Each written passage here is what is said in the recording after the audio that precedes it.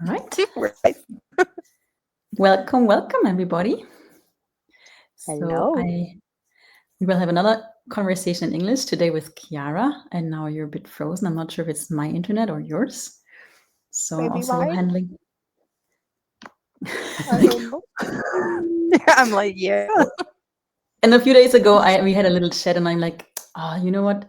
There's so many kids and young adults that are in such a funky space and kind of like no one really knows what to do with it, how to take a lead, what's possible. And like, Chiara, like I know you're a conscious parents, conscious kids facilitator, or conscious kids, conscious parents, and I'm not even sure which way it's called. And I was just wondering, yeah, what do you know about it? Like, what tools are you offering people? What space of possibilities can we actually offer to people with the tools? So that's my Well, question. I love this question. I think that one of the first thing is to be willing to acknowledge the distress that we might be undergoing through. So, like in terms of school, it is the moment where kids have the most test and whatnot because the teacher need to, evaluate.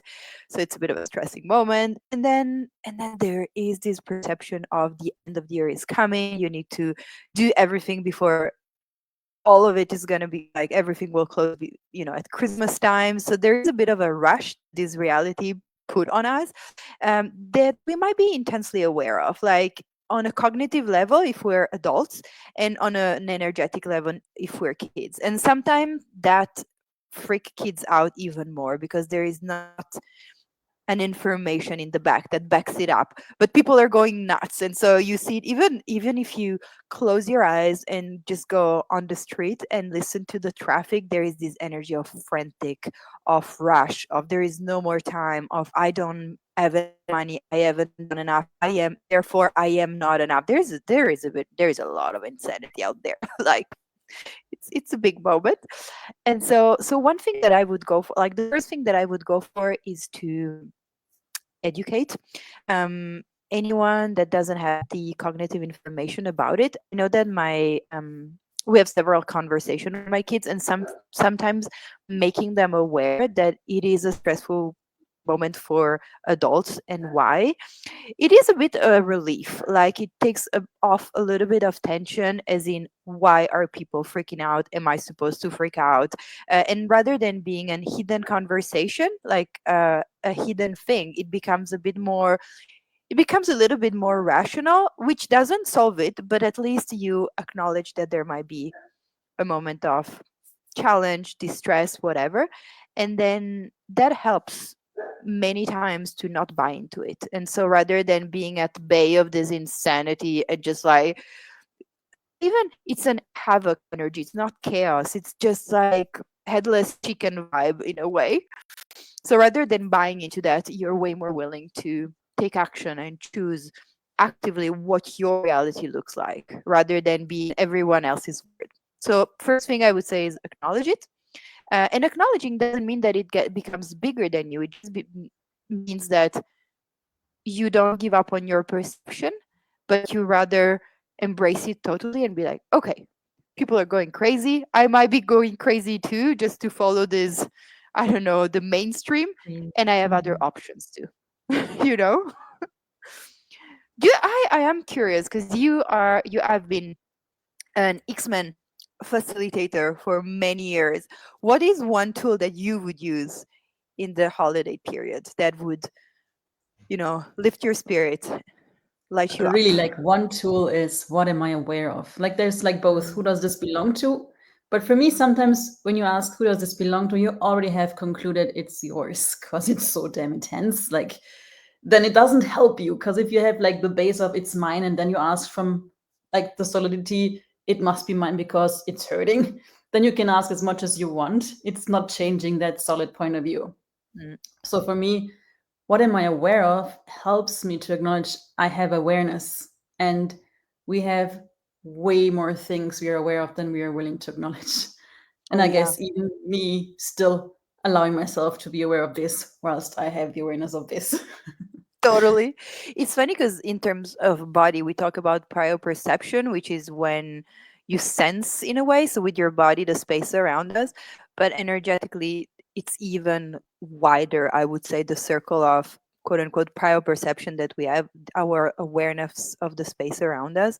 And so it is, I mean, those are impalpable energies that if we sometimes as kids, if we're not given permission to know what we know, we hesitate. We are a bit like, okay, so I'm hearing, I don't know, I remember as a kid I would be hours in the forest or just outdoor in nature, and I could perceive like the roots of the little grass blades pushing down into the ground, or I would feel roots. I don't know why my perception was very, I was acutely aware, I was in sync with roots. And turns out, as an adult, is still something that fascinates and intrigues me a lot. There's actually one element on the top of roots that is extremely quote unquote hard, so it push even through very hard layers of soil, and it makes his way anyhow, and I love it. I feel it's just, I don't know, I like it. It's a very badass, I don't know, prototype, whatever that is. And when you're kid, you as kid, you don't have the criterion of what is normal and what is not. So sometimes when you share your experience with someone else, you might be made kind of wrong, because parents are thought to protect rather than empower. So if you hear voices, or if you feel the roots of you know the grass blades pushing through the ground, your parents might be like, honey, that's amazing. Don't tell anyone, not even, grandparents or friends. It's something we can have, between us, but not necessarily outdoor. And that's already parents that have a bit of a, that are willing to let you have your awareness. Many parents would be like, that is crazy. You should not feel anything of this kind. So, yeah, so what would it take to acknowledge and allow your kids to have their perception? And rather than making them wrong, ask them, what do you know? What are you aware of? And where can you go from there? How can you use that to your own advantage? And don't drive yourself nuts, because that's also one thing that I wish my parent told me when I was a kid. Like, do not try to understand or make sense of everything around you. There might be not a logical explanation. um, and how can you create your reality nevertheless, Hmm. beyond whatever people around you are willing or not to have and receive. Yeah. And the next thing that's popping whilst listening to you is like, so how much are we like, how do you say that? Like this intensity of being, or also sometimes energies are intense and it seems like this is so wrong. And as soon as something gets more vibrant and intense, we put it into have to get rid of this, have to like not, or I don't know what to do with it, or it's just wrong. And then you invent all kinds of stories to explain why it's intense and to get rid of it, instead of like, what if you can just be with it and be curious, like, okay, there's energy. Hi. Yeah, I think that is one of the things that we learn in this reality very quick, which is to get away from the distress or the pain or the intensity, rather than take a deep breath and be in that. I know that I was very lucky, because my mom is a bit of a not conventional doctor. So when I had like like a belly ache or something like that, the first thing she would tell me is like, just breathe into it. Just allow Mhm. yourself to sense your body, even with the discomfort. And I recall that it's something that I've applied in so many areas of my life. Like when I went skiing and I was like 4, and the first time that I got my ski lift, so basically, you put it between your legs and it would pull you up. And I remember that it was the first time that I was skiing, and I was worried to get it wrong, because I would fall maybe, in the middle of the lift, and I would be like, do I put my skis back, and be in an uncomfortable situation. And I remember going up the lift and be like, okay, let me just breathe in, breathe out. Let me just be present with whatever it is, and give myself the grace and the kind of the chance to be present with whatever is happening moment by moment. So if I fall, I'll see then. And I remember that this was just a moment, like a teaching of presence beyond right or wrong, or I can handle it or I don't think I can handle it. Just be present and then see moment by moment what presents itself. And also kind of trust that you will handle, even if you fall in the middle of the ski slope and I don't know, your skis fall off and you're four and you just don't know how to put them back and you're like, and it's bigger than anything that you've dealt with before on this slope. You will handle it, and you can mop through it and be very angry through the process, or you can you it's also kind of, I feel it's also a very intense level of clarity. Like presence gives you clarity, and it gives you way more options to choose from rather than the frantic headless chicken vibe that we sometimes go into, especially during the holidays, I would say. Yeah, I think that's so true. Like when you think about a situation and try to control it even before you're in it, like to try to solve it before even anything has happened, is like, but that's when you're begging for a problem instead of like, wait a second, let's just get me there and see what else is possible. Yeah. And it's funny because we are kind of trained, I believe, to go in the worst case scenario, option, rather than what if it's even greater that you ever imagine it is. And I remember the first time that I jumped with a motorbike. I was not planning to, and I hadn't, equipment. Like I didn't have the protection on it or something, but I was just going with this motor car, and then I saw jump, and I was like, oh my god. And there was this voice inside of me, because I was breastfeeding my third kid, that was like, you're crazy, you're gonna break your face and it's gonna be a mess, da, da, da, and you're in a foreign country. But I remember actively like shutting the voice down, and rather than giving her power over my choices, being like, you know what, I'm not gonna do an insane jump. But I will go for it, because I know that I have all the resources to handle it, and let's see. And I remember that there was this like wild rush of joy and adrenaline, and like, let's see what happened. And sometimes in parenting, we are so not willing to go there, because the whatever is at stake looks like it's too high of a risk. So saying the wrong word to a teenager, or reprimanding your, I don't know, like kid, like elementary grade kid, for, I don't know, doing something that he should have not done, that you warn him to, it looks like you're always kind of, you self blackmail yourself all the time into what are the consequences going to be, and you kind of pull back rather than lean in and be present, and also recognize and consider and give yourself permission to know that it is a learning curve. You're there too. It's the first time that you parent this kid at this age. I have three. I yesterday I was talking with my husband, and I said, I think that this third teenager moment that we're living through with our third kid might be the one that it might be the teenagers that I shout at, because there is this level of like, like eye rolling sometime that is completely new, but it really pushed my buttons. Where with the other two, I was like, you know, just it was not something that would get me so much. And my husband was like, yeah, I don't know, it looks like it's a challenging one. And I was like, yeah, well, let's see, let's be curious about it. And this is something I like, this is one of my favorite energy ever to like tap into, or kind of summon in my daily life, is curiosity. Because with curiosity you cannot have judgment, or you cannot have any preconceived idea. You can just be like, leaning in and be like, okay, so how does this system work, how does this person work, and then embrace with a sense of surprise and a sense of gratitude, and also a sense of challenge and adventure at times, whatever the person will come back to you with, and be like, okay, so you're eye rolling me, okay, what will create the most? So you're constantly on the edge of the question of like, okay, do I shut down and be like, Mister, this is a very disrespectful behavior, never, or returning back to them. And also, I feel one of the other energy that curiosity, pulls in, is playfulness.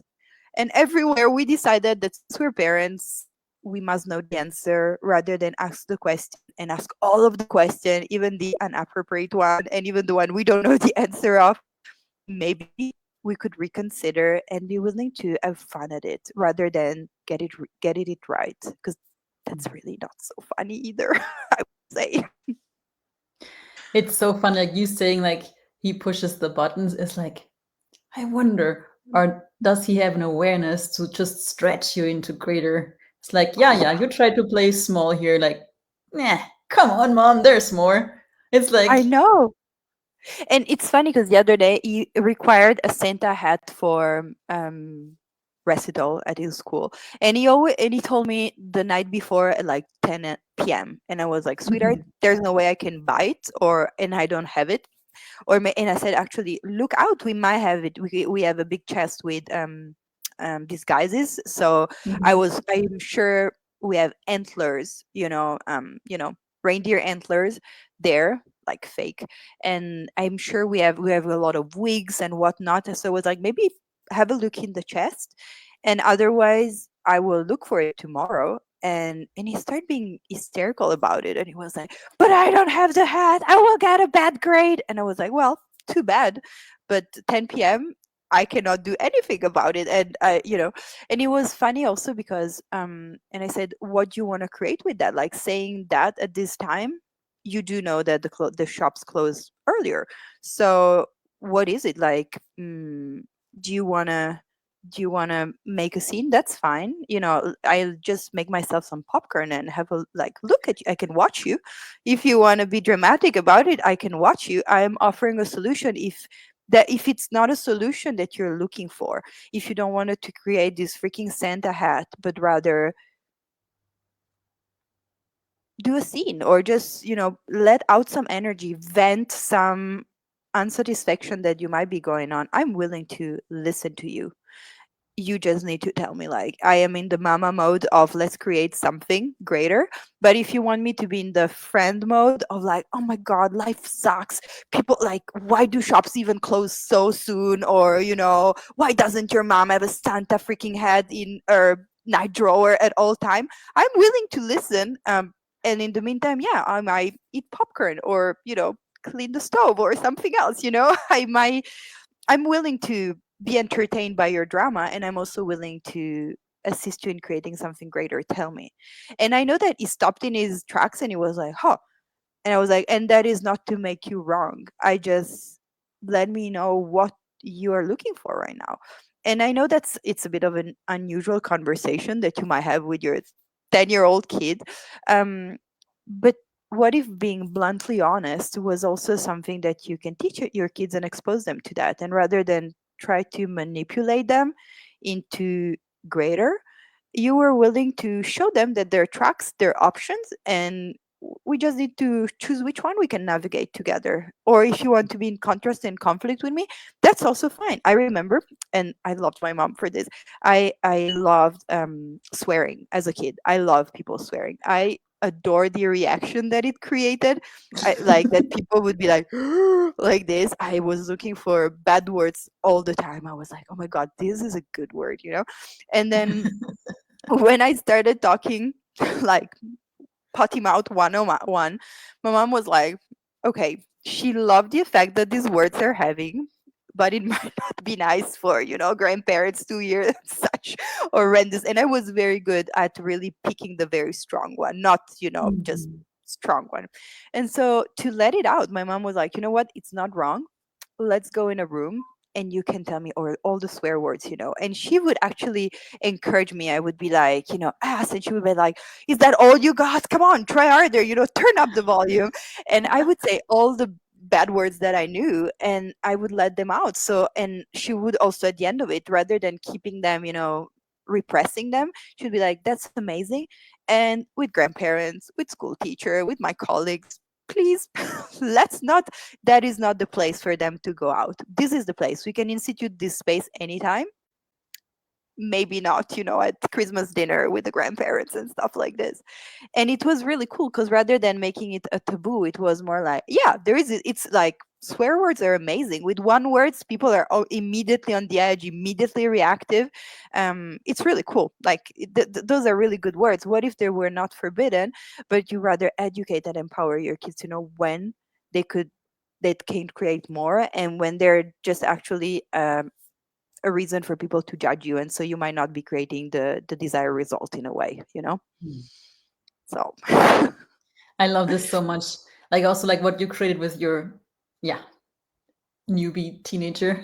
So yes. when he like at 10 o'clock and create a situation like this is so inspiring because you allow him to choose what reality he want to choose instead of you as a parent offering the right thing is peace and calm and you just turn it down like this Mm, would have been my parents like mm. shut up like blah blah you wrong like there was that wrongness you made the decision too wrong now like fuck like there was no sense of oh wow I'm creating something and now I have even more choice like I created to be late now there's still options Yeah, like my parents would have said like basically you're wrong shut up now I have to deal with it kind of and that's like it's inspiring to like let the kids have their reality and really tap into okay this is the options mom offers me there might be even more that I'm aware of that I've for not asked sure. Yeah. so But you know, it's also one thing that I find with asking question is that you as parent and as adult, you allow yourself to have more option as well. Like I know that sometimes I want to be completely unreasonable about something.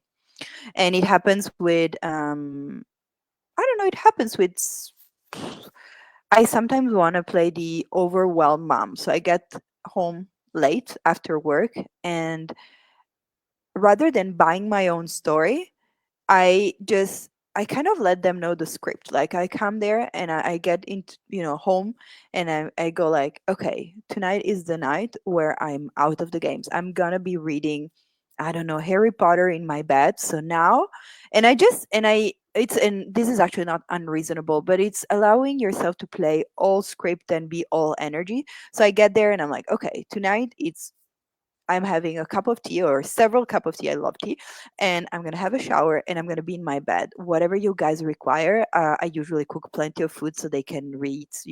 They are also able to take care of themselves.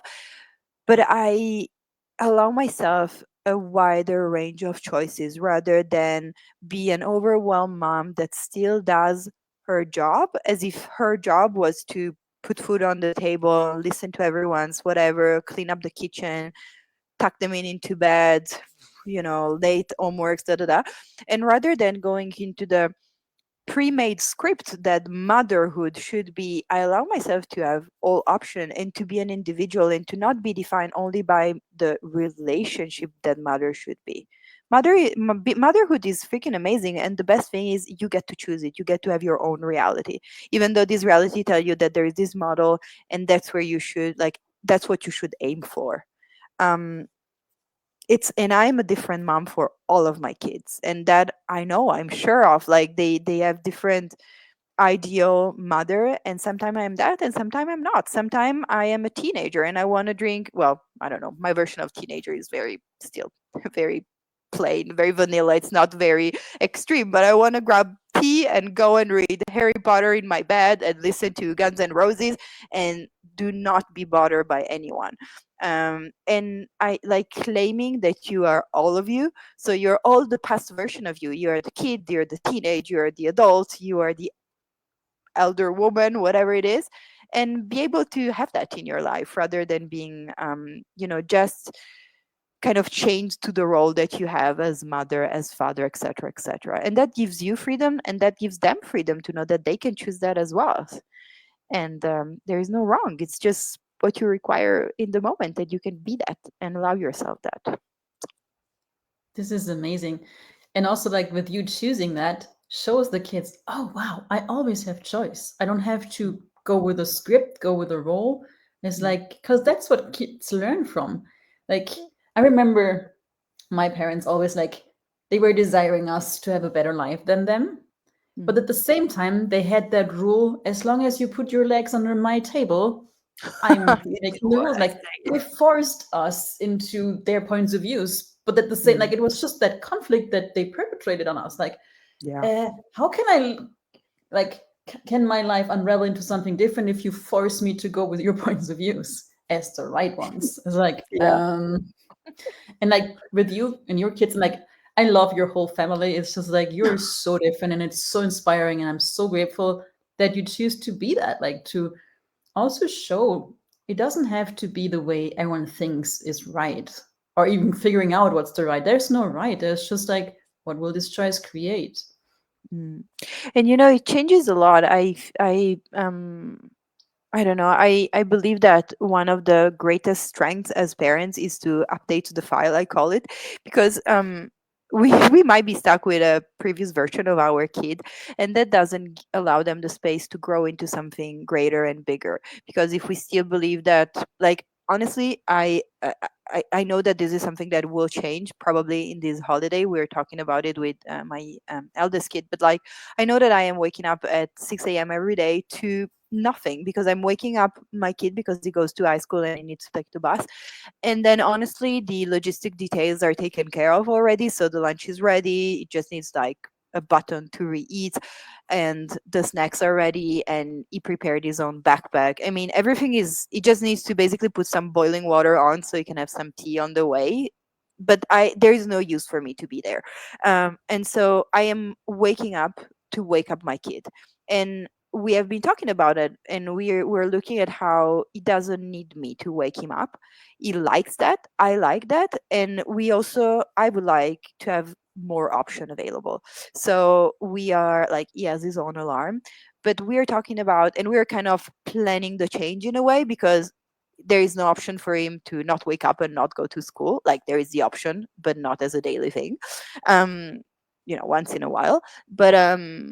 But we're talking about how can we implement this change so we can spend some quality time, even though we're silent, but we enjoy each other's presence in the morning, so we can have presence with one another, but also I might sleep a couple of days a week or something. So we're really looking at what will work, and what is it energetically that work of from this interaction that we can maybe move to, I don't know, a later moment in the afternoon, which Felix is also a tea lover. For us, is really having a cup of tea together and chatting a little bit, or looking at stupid funny memes on Instagram or something like that. We do enjoy that. It's a nice moment together.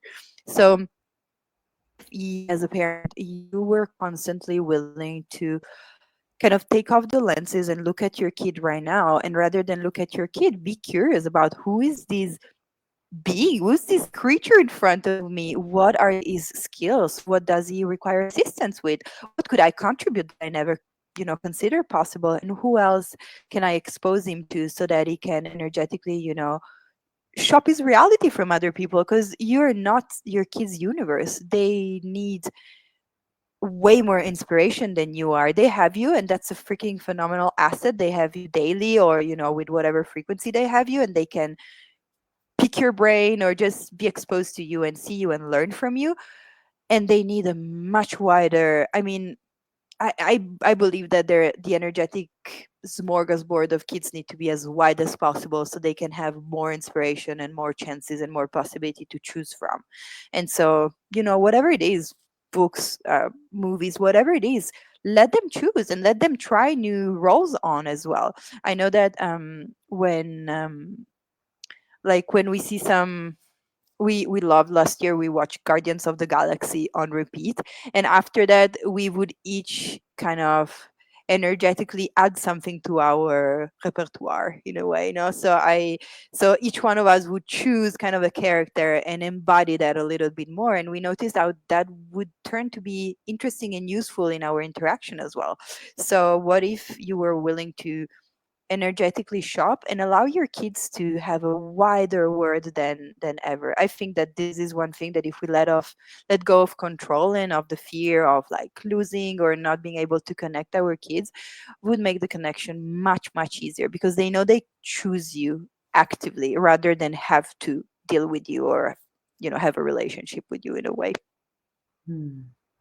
I could listen to you all day No, long, Kiana. It's like, ah. no. And you have a call coming up, right? Like over the Christmas days, like for Yes. parents looking for assistance, or even for like kids or youngsters to like, fuck, what am I doing when the insanity is cooking high? Like, insanity hits you in the head.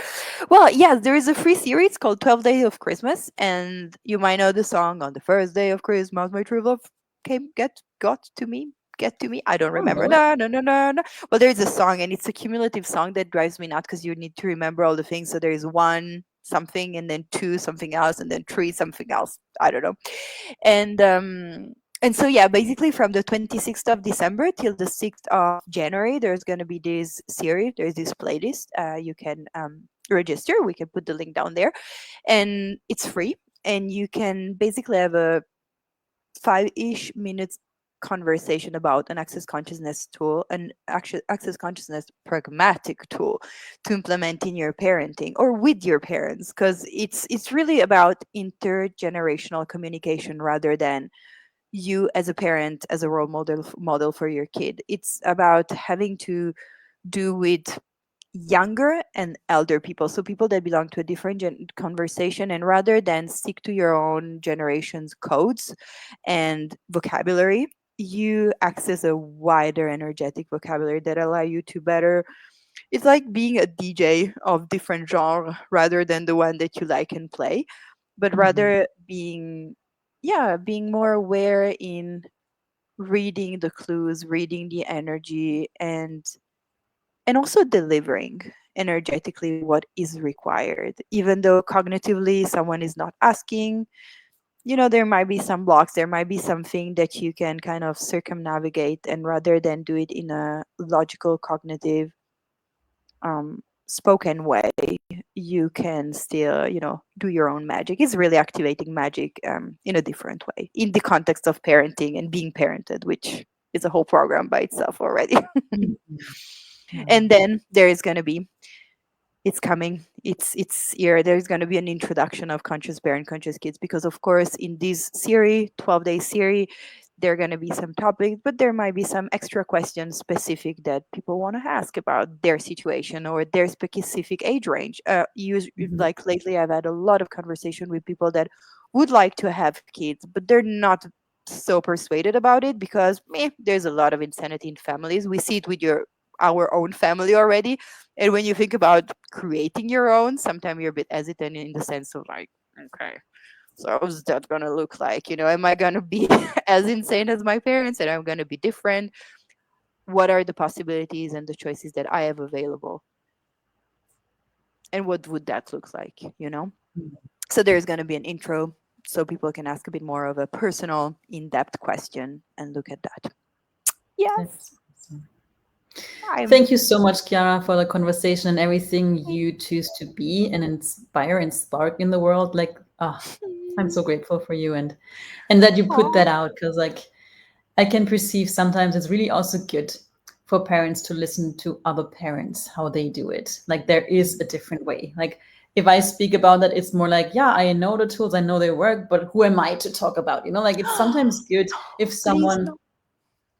But I know it's not true for me, but I can perceive how people have yeah, that point of view. Like you don't even know yeah. what you're talking about, Oh, even so I have an energetic awareness and oh well. yeah. But like having parents talk You about it and how they deal with their kids and how they really unlock possibilities, it's just awesome.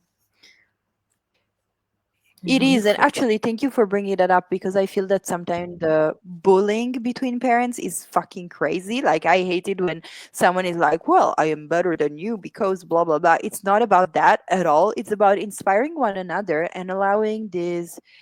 It is a community of seeker, the one of parenting, because you're dealing with an organism or many organisms that change so much, and you are changing so much, and you're always on the search of a more energetic, compatible, and effective way to communicate and create together. And what if rather than having this competition or this constant reference point of right and wrong, we were willing to like play together as a fucking phenomenal, team, and be willing to up our game and outsmart our kids all the time and play with them and create with them and have a lot of fun, because family can be really like the original idea was to have members, but how much fun and what a uncontrollable, crazy, vibrant parent can you be that you never considered before? This is my kitchen. It is a mess. Look at me. I am no perfect in no way. Ooh. In case someone was thinking, no, I'm not at all. Anyway, sorry. It's all good. Like, yeah, I wonder what can be opened up in that 12 days with you and the calls and also in the intro. So yeah, Yes. tap into it. Like, ask yourself, what will this create in my life? Like, what will my life be like in 5, 10, 20 years if I join this? And what will my life be if I don't join? Like, if there's more space or not. And if there's everything contracting, please don't come. But if there's an energy of like, huh, have a look at it and see what's Yes. available If for you're you. curious, come, come, come. We have tools for you and are you for all of your questions. Mm. Thank you so much. And we will put the Simon, link in the thank comments. you. Thank Yes. you. Bye. Thank you. Thank you. Bye. Bye.